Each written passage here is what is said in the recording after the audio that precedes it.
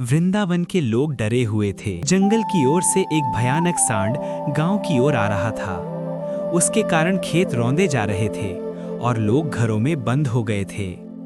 एक ग्रामीण डरते हुए बोले, जो भी बाहर गया वापस नहीं आया, कोई उसे रोक नहीं सकता, वो बहुत ताकतवर है। दरवाजे बंद थे, लेकिन डर हर दिल में खुला घूम रहा था। तभी एक कोने में कान्हा खड़े ये सब देख रहे थे। कान्हा गांव के बीच आए। कान्हा मुस्कुराए और बोले, क्या शक्ति का मतलब डर फैलाना होता है? गांव का एक युवक बोला, कान्हा वो बहुत खतरनाक है, साहस दिखाने मत जाओ। कान्हा मुस्कुराए और कहे, साहस का मतलब लड़ना नहीं होता, साहस का मतलब होता है डर के सामने शांत खड़ा रहना। रात हो गई। कान्हा अकेले जंगल की ओर बढ़ रहे हैं। गांव वाले देखने लगे। एक वृद्ध बोले, इतना छोटा बालक, इतना बड़ा खतरा। कान्हा रोके नहीं।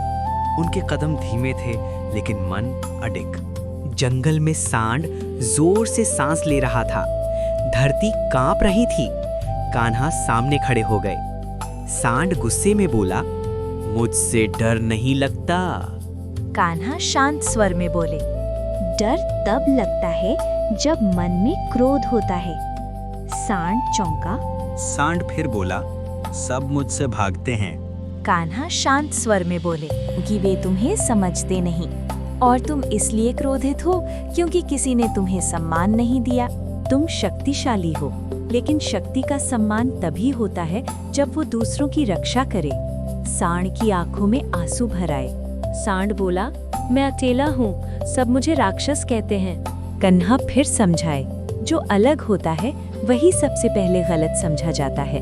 ये सुनते ही सांड शांत हो गया। उसने सिर झुका दिया।